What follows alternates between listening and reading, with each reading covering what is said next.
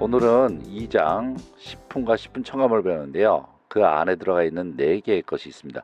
위의 식품 등의 판매 금지, 병든 동물 고기의 판매 금지, 기준과 규격이 정해지지 않은 화학적 합성품의 판매 금지 또는 식품 또는 식품 첨가물에 관한 기준 및 규격입니다. 그래서 오늘의 학습을 통해서 여러분 식품 또는 식품 첨가물로서 판매가 금지된 것이라고 하는 것이 무엇인지 확실하게 이해하시고 만약 보기 중에서 어떤 이런 것들이 제공이 되었었을 때, 그런 상황이 제공되어졌을 때 이것이 금지된 것인지 아닌지 이것을 구별해낼 수 있는 능력이 있으셔야 됩니다.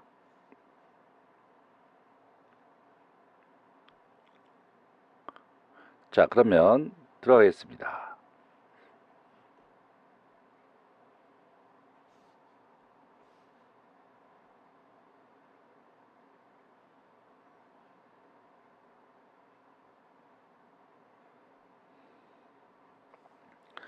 자, 2장의 내용입니다. 2장. 자, 여기에서 이제 3조라고 4조라고부터 시작을 했죠. 이것은 왜 그러냐면 1장의 총칙에서 1조부터 3조까지 되어 있으니까 조는 계속 이어가는 거예요. 그래서 4조부터 시작이 됩니다. 자, 4조에는 위의 식품 등의 판매 금지, 5조에는 병등 동물 고기 등의 판매 등 금지, 6조는 기준과 규격이 정하여 있지 아니한 화학적 합성품 등의 판매 금지, 그 다음에 7조는 식품 또는 식품 첨가물에 관한 기준 및 규격이 있습니다. 그렇다 그러면 대충 이 식품과 식품 첨가물에 있어서 금지되는 사항들, 팔지 말아야 되는 것들, 이런 것들은 위의 식품이고 또 병든 동물 고기이고 그 다음에 화학적 합성품 중에서 기준과 규격이 정해져 있지 아니한 것들, 이런 것들은 여기에서 각 조별로 판매가 금지되어 있다는 것을 명시했습니다. 그러니까 이거 팔면은 어떻게 하겠다? 너희들한테 과태료 물리거나 행정제재를 갖다 취하겠다라는 얘기예요. 그럼 7조는 여기서 기준 규격이라고 하는 것이 나왔으니까 여기서 기준 및 규격에 대해서 한번 풀이를 해주는 겁니다. 7조는. 자, 그래서 위의 식품 판매 금지, 병든 위의 식품 판매 금지, 병든 거 판매 금지, 그다음 기준과 규격이 만들어져 있지 않은, 그러니까 그것을 준수하지 않은 화학적 합성품 판매 금지, 이렇게 세 가지가 명시가 되어 있습니다.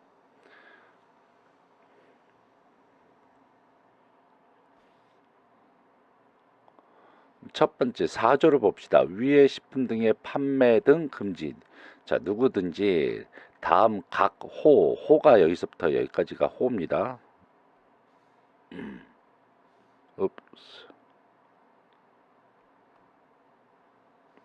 여기서부터 여기까지가 호예요.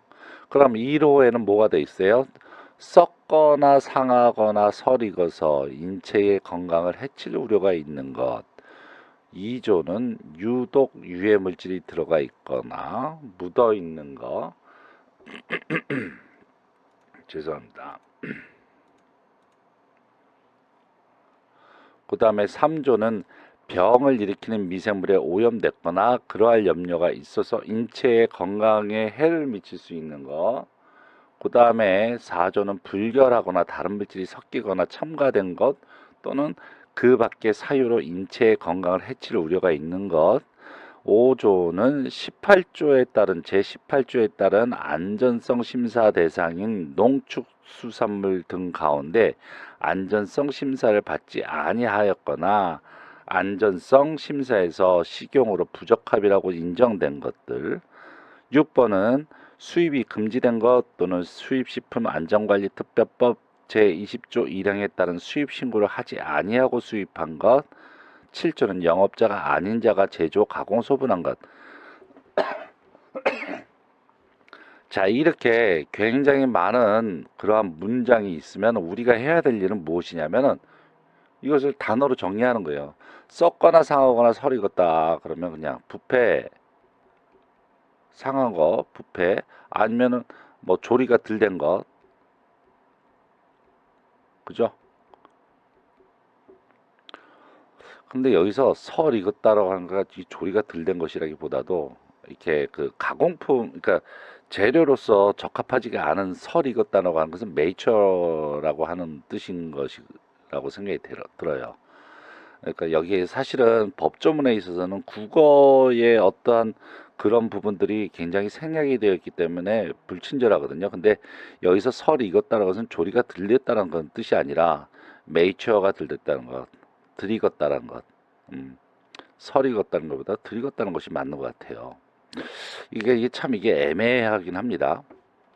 그렇다면 이 애매한 것은 가장 제일 좋은 것은 애매한 것은 확실하게 할 필요가 없어요. 애매한 건 자네들도 애매하거든.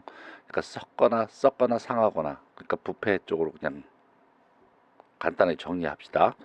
그 다음에 유독 유해 물질, 그러니까 이거 독이야, 독. 독이 있는 거. 그다음에 병. 그다음에 이건 식중독이네. 식중독균. 병원성 미생물이니까 식중독균이네.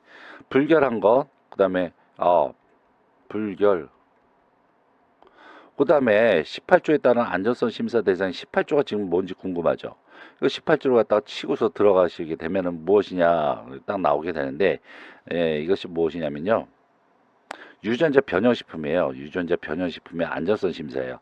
그러니까 유전자 변형식품의 안정성 심사를 하겠죠. 그러니까 이것이 뭐 가령 유전자 재조합을 통해서 수입된 거, 뭐 아니면 그것을 통해서 가공되어져 있는 것, 이런 것들 중에서 안정성 심사를 받지 않은 거, 이거 괘씸한 놈들이네. 그러면 안 되죠. 안전성 심사를 받지 않거나 받았는데 부적합이라고 판단됐다, 그러면 그런 것들을 판매하면 당연히 안 되겠죠. 그래서 이것은 안전성 심사라고 합시다. 그 다음에 수입이 금지된 것을 갖다가 팔면 안 되겠죠. 그것을 수입이라고 얘기를 하고, 그 다음에 이것을 판매하는 사람들은 영업자가 판매를 해야 되죠. 그러니까 영업자 신고가 돼 있어야 돼요. 그 영업자 신고가 돼 있다는 얘기는 이 사람이 위생에 대한 어떤 교육을 충분히 받고, 그 다음에 이렇게 자기의 영리를 목적으로 팔잖아요. 그러니까 영업자가 당연히 팔아야 되죠. 영업자. 자, 그러면은 정리가 됐네요. 자, 먼저 부패, 독 있는 거, 식중독균, 불결한 것, 안정성 심사, 그 다음에 수입, 영업자, 이렇게 간단하게 정리가 됐습니다. 그죠? 그럼 다시 한번 정리를 해볼까요? 자, 썩거나 상하거나 설 익은 것 1번, 유독 유해 물질이 묻거나 들어있는 것, 하여튼 이것은 뭐라고? 그냥 부패, 썩은 거니까 부패. 유독 유해 물질, 독 들어가 있는 거, 병원 미생물, 식중독, 균, 그 다음에 불결 이물질, 불결. 안정성 심사, 수입 신고 안 된 것, 영업자가 만들지 않은 것. 자, 이렇게 법조문을 간단하게 다시 정리했어요.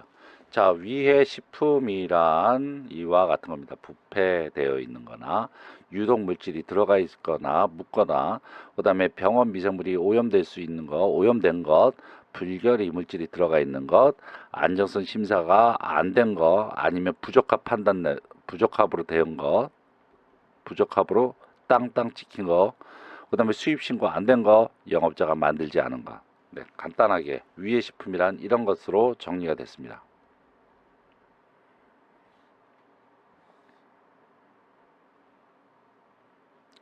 자, 그 다음에 5조입니다. 5조가 간단합니다. 누구든지 총리령으로 정하는 질병에 걸렸거나 걸렸을 염려가 있는 동물이나 그 질병에 걸려 죽은 동물의 고기, 뼈, 젖, 장기, 혈액을 식품으로 판매하거나 판매할 목적으로 채취, 수입, 가공, 사용, 조리, 저장, 소분, 운반, 진열해서는 안 된다. 자, 이것이 한 문장이라는 것이 도대체 믿겨지지가 않죠. 그죠? 그러면은 누구든지 도대체 총리령으로 이것은 뭐냐면 법이 있죠. 법이 있으면 영이 있잖아요. 그러니까 법을 기준해서 거기에 따른 영 중에서 총리령으로 정하는 질병이 있단 말이지. 이것에 걸렸거나 걸렸을 염려가 있는 동물이나 그 질병 이미 걸려서 죽었어. 그 동물의 고기, 뼈, 젖, 장기, 혈액 이것을 식품으로 판매하거나 판매할 목적으로 여하튼 어떻게 하는 것들. 그렇다 그러면 여기서 중요한 포인트는 총리령이 도대체 뭔지 봐야 되겠단 말이지. 도대체 총리령이 어떻게 생겼길래 총리령으로 무슨 질병을 규정을 지었을까? 그것을 봐야겠죠. 그래서 눌러보시면 자, 이것이 총리령입니다. 이것은 위생법이고 그 밑에 있는 총리령에 따른 위생령입니다. 이게 법령입니다. 법령에서 4조에는 요거에 대해서 부가 설명을 해주는 거죠. 부가 설명. 이것에 맞게. 그럼 판매 등이 그러면 금지되는 병 등 동물 고기 등에 대해서 법 5조 이게 5조니까 매치됐죠? 법 5조에서 총리령으로 정하는 질병이란 다음의 질병을 말한다 라고서 풀었었어요. 그러면은 그게 또 무엇이냐? 축산물 위생관리법 시행규칙 별표 3이래네. 또 찾아가야 돼. 근데 이 별표 3을 뭐냐면은 도축이 금지된 가축 전염병을 얘기를 하는 거예요. 그렇다면 머리가 이제 돌아가죠? 별표 3은 뭐가 써져 있을까? 도축이 금지되는 가축 전염병이 뭐뭐뭐뭐뭐다 라고 해서 아마 풀었었을 거예요. 그 다음에 더하기 리스테리아병 알죠? 리스테리아 식중독에서 배웠어요. 리스테리아 모노사이토제네시스. 그 다음에 살모넬라 알고 있죠? 자, 파스투렐라 병은 이건 뭐냐면은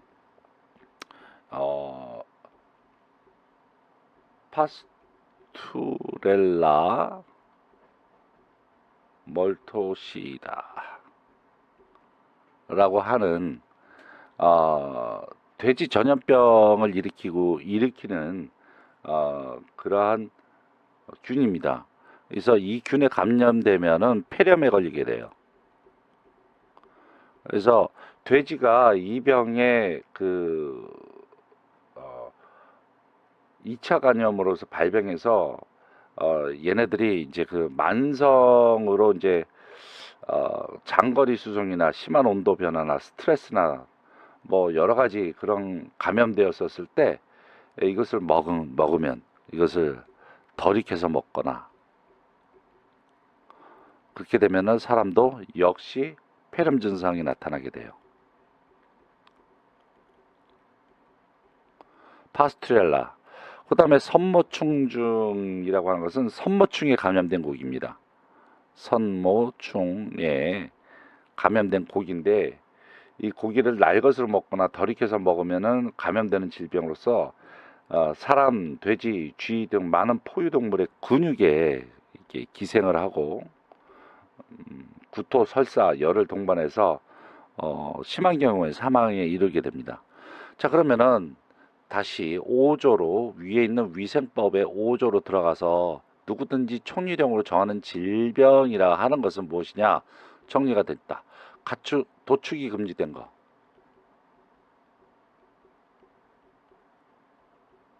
그 다음에 리스테리아병, 살모넬라병, 파스투렐라, 선모충 요런 것들에 걸렸을 염려가 있는 동물이나 이 병에 걸려서 죽은 동물의 여하튼 이런 것들을 식품으로 판매하면 안 된다라는 얘기죠. 그렇다면 이 5조에서는 문제로 나올 수 있는 것이 도대체 판매 금지되는 병 등 동물 고기의 그 병들이 무엇이냐? 다음 중 판매 금지가 되어지는 병든 동물 고기가 아닌 것은 병든 동물 고기인 것은 그렇게 물어볼 수가 있어요. 그렇다 그러면 요것에 대해서 외우고 계셔야죠. 그래서 이제 여하튼 파스투렐라를 보시게 되면 이와 같이 생겼어요. 이게 파스투렐라 균이고요. 이것이 선모충입니다. 그러면 다시 판매가 금지되어지는 병든 동물 고기에서 총일령으로 정하는 질병으로 아까 봤잖아요. 그래서 봤더니 여기에 별표 3이라고 또 불친절하게 또 찾아가게 만든단 말이죠. 그래서 호기심으로 이렇게 눌러 본단 말이에요. 눌러 봤습니다. 도대체 그렇다면 여기서 이제 재밌는 건 뭐냐면 위생법에서 5조에서 5조에서는 병든 동물 판매하지 말라 나왔잖아요. 그 병이라고 하는 것은 0에서 4조에서 0의 4조에서 병을 갖다가 뭐뭐뭐다 5개의 항목을 보여줬단 말이에요. 그러면 5개 중에서 리스테리아, 살모넬라, 파스투렐라, 그 다음에 선모충 나오고 첫 번째는 도살 금지된 것이 나오는데 요것은 누구 법을 따르라? 축산물 위생관리법이 이란 말이죠.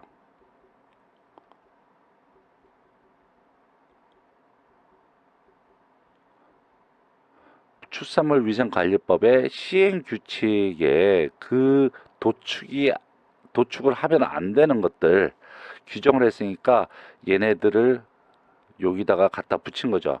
그러니까 법이 법으로서만 존재하는 거죠. 다른 법하고 다 연결이 되어 있는 거예요. 그래서 위생법의 5조에는 병든 동물 얘기가 나왔는데 위생 0에는 그다음에 4조에서 병을 갖다가 제시를 했는데 병 중에서 하나는 축산물 위생관리법의 시행규칙에 따라서 나오는 도축 금지된 가축 전염병에 대해서 다른 법을 갖다 꼬아서 거기서 보여준 거예요. 그러면 별표 3, 이 별표 3 도축 등 금지된 가축 전염병이란 무엇인가 이렇게 눌러봤습니다. 그랬더니 거기에 해당되는 우역, 우폐역, 구제역, 탄저, 기종적, 리프트 계곡열, 요네병, 소르코시스 뭐 등등등등등등 쭉 나오고 여기서 끝나는 게 아니었더라고요. 더 보니까 돼지열병, 아프리카 돼지열병 지금 2020년 현재 지금 중국에서 지금 아프리카 돼지열병 때문에 돼지값이 굉장히 올라가고 있다고 그러나요? 그 다음에 양두, 그 다음에 뉴캐슬병 뭐 여러 가지가 쭉 나옵니다. 자, 얘네들은 어떻다? 얘네들은 어떻게 된다? 도축을 금지한단 말이죠. 이런 동물들은.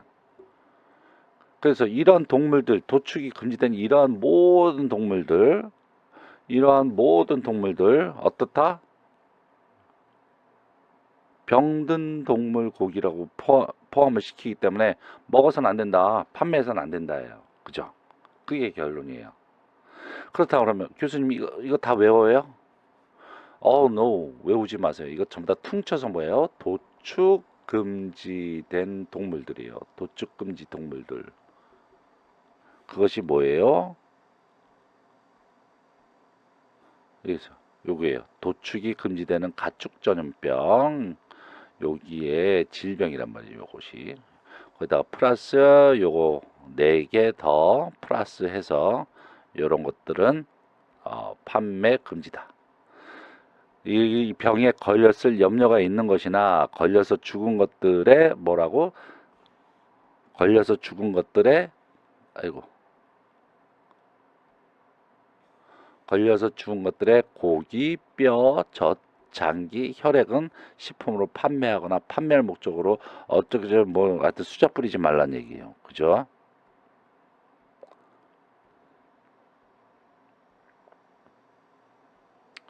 자, 그 다음에 이제 5조까지 했어요. 6조. 6조를 보시게 되면 기준과 규격이 정하여지지 아니하는 게 굉장히 한글문을 왜 이렇게 어렵게 쓸까 모르겠어요. 기준과 규격이 정하지 않은 정해져 있지 않은 화학적 합성품의 판매 금지입니다. 자, 화학적 합성품에 대해서는 우리가 어디서 봤어요? 정의에서 나왔죠. 정의에서 뭐예요? 분해 반응을 제외한 것들. 그런 거 화학적 합성품들을 중에서 기준과 규격이 정해져 있지 않은 것들은 판매하면 안 돼. 그럼 여기에서 기준과 규격이라 한 말이 별거 아닌 것 같이 보이는데 이거 굉장히 복잡합니다. 이거 아주 컴플리케이트해요. 기준과 규격이라고 하는 것은 갑자기 이제 여기서 6조에 튀어나오니까 있는 사람이 분명히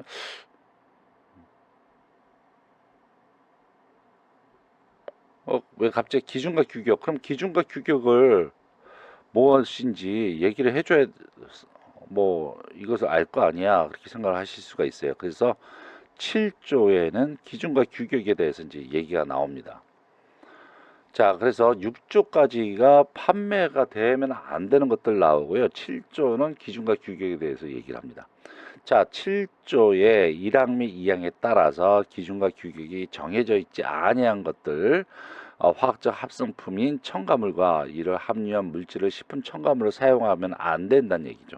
여하튼 뭔지 몰라도 기준이 있고 규격이 있고 이것을 갖다가 식품과 식품 첨가물에다가 다 적용을 했나 봐요. 적용을 했고, 그런데 이 적용하지 않은 것들, 출처가 불분명하고 출처가 기준과 규격이라는 것이 아직 마련되어 있지 않은 그런 것들, 이런 것들은 판매하면 안 된다는 얘기죠. 그렇다 그러면 우리가 여기서 딱 이제 짐작이 가는 게 무엇이냐면, 이 기준과 규격이라고 하는 것은 식품을 마음 놓고 먹을 수 있게 안전한 그런 수준으로 딱 정해져 있는 거예요, 레벨을. 그렇다 그러면 뭘 정했겠어요? 이 안에는 대장균이 몇 마리 이하, 아니면은 그냥 생균수가 몇 마리 이하여야 되고, 중분석은 얼마 이하여야 되고, 중분석 중에서 비소는 얼마 이상 이하여야 되고, 이러한 식으로 해서 우리가 그동안 배워왔던 위생학 시간에 배웠던 여러 가지 위험 물질들에 대해서 하나가 전부 다 몇 이하, 몇 이하, 몇 이하, 몇 이하, 이러한 식으로 전부 다 정해놓은 것이 기준 및 규격이란 얘기죠. 그래서 이것이 이렇게 다 정해져 있는 식품이 이렇게 있는데, 식품이 이렇게 이러한 그 정해져 있지 않은 그런 출처 모르는 어떤 떠돌이 같은 식품이 기준과 규격도 없이 판매가 되어지면 이것이 위험할지 위험하지 않을지, 사람을 죽일 수도 있는 것인데 알 수가 없잖아요. 그러니까 법으로 정한 겁니다. 기준과 규격이 정해져 있지 아니한 화학적 합성품인 첨가물과 이를 함유한 물질을 식품 첨가물로 사용하는 행위, 이래서는 안 된다라는 얘기입니다.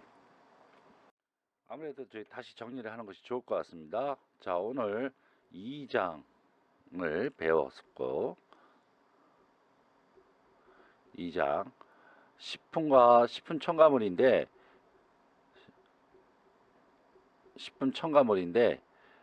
이 앞에 형용사를 집어넣는 게 더 편하겠어요. 판매가 금지되는 거. 왜냐하면 식품과 식품 첨가물이라고 하는 부제를 달아놓고서는 거기에 식품과 식품 첨가물보다도 판매가 금지되는 것만 쪼로록 썼잖아요. 그죠?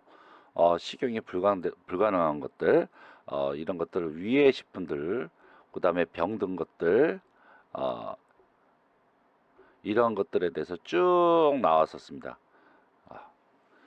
그래서 오늘은 거기까지 배웠고요. 그 다음에 이제 기준과 규격이 튀어나오면서, 그럼 기준과 규격은 다음 시간에 하는 겁니다. 이 중에서 이제 그 여러분이 그냥 계속 제공되어져 있는 교환의 법조문만 계속 들여다보면 이제 헷갈리게 돼요.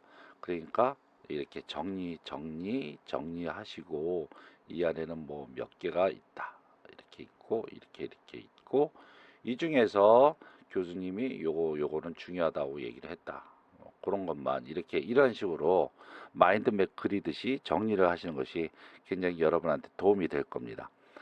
다시 한번 다음 시간에는 전부 다 또 여지껏 배운 것을 다시 한번 또 계속 정리를 해 드릴 테니까요.